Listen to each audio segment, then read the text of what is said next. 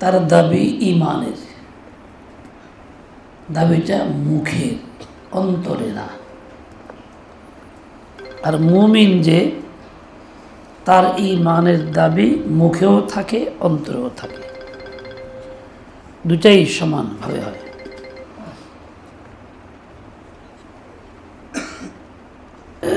মুমিন জান্নাতি, মুনাফিক জাহান্নামী। হ্যাঁ, মুমিনের লক্ষণ কি আর মুনাফিকের লক্ষণ কি? মুমিনের লক্ষণ হইল যদি কোনো ভুল ভ্রান্তি গুনাহ তার দ্বারা হয়, সেটা যে কোনো প্রকৃতির গুনাহ হোক,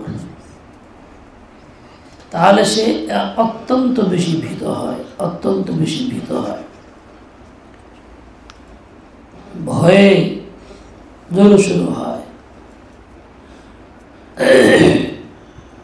এক হাদিসের মধ্যে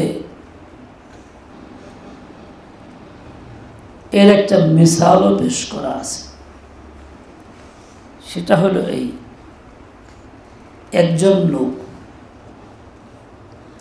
একটা উঁচু পাহাড় নিচে বসা আছে, আর ওই পাহাড় থেকে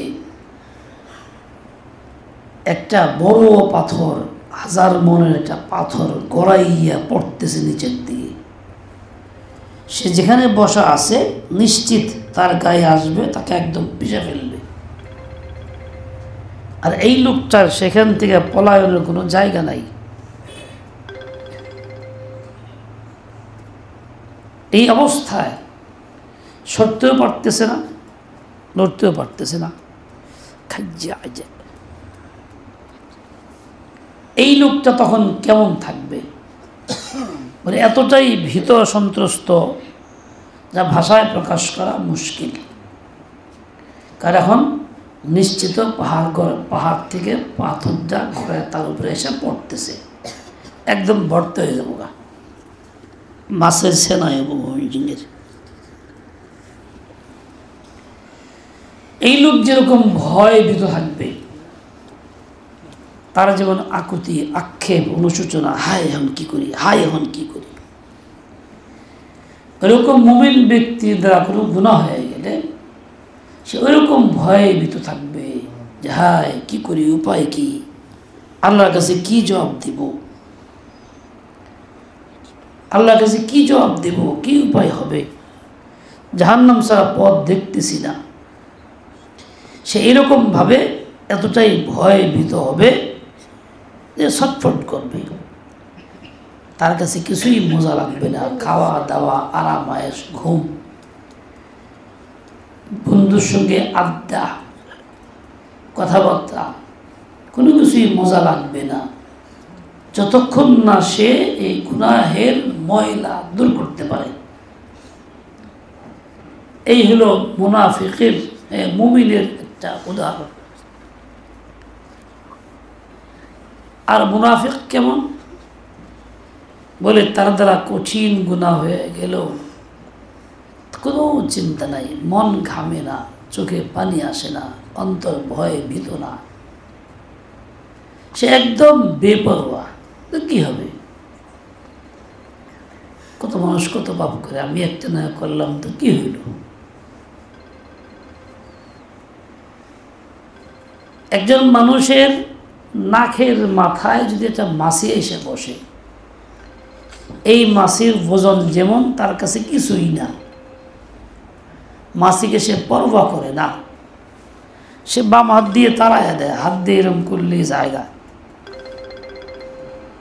বলে এরকমভাবে মুনাফিক ব্যক্তি লক্ষণ হলো এই গুনাহ করলে পরে ওই মাছি তার মতো বেটা কি হয়েছে,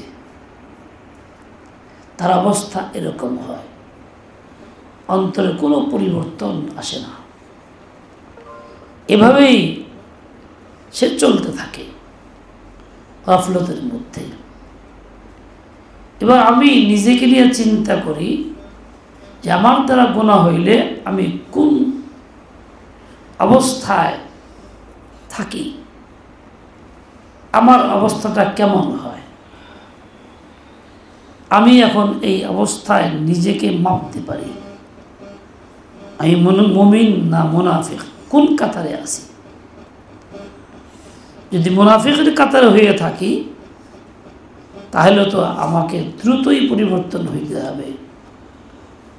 আর দেরি না কইরা, কাল বিলম্ব না কইরা, তওবা কইরা জিন্দেগি বদলায়া আমি এরকম মুমিন হওয়ার চেষ্টা করি। ওইরকম ভয় ভীতি নিয়ে আল্লাহর কাছে কান্নাকাটি করি নীরবে, বিভিন্ন খাস ওয়াক্তের মধ্যে, বিশেষভাবে শেষ রাতে ফজরের আগে পড়ে নীরবে চুপচাপ আল্লাহর কাছে বলতে থাকি। মনে রাখি যে গুনাহটা আমি করতেছি, আমি যদি পৃথিবীর সব থেকে আড়াল করি, আল্লাহকে আড়াল করতে পারবো না। এই কথাটা মনের ভেতরে বসায় নেই দৃঢ়তার সাথে। जो कुछ तो करता है छुप के अहले जहां से, कोई देखता है तुझे आसमान से। আল্লাহ তাআলা আমাকে আপনাকে সহি বুঝ দান করেন। সুবহানাক।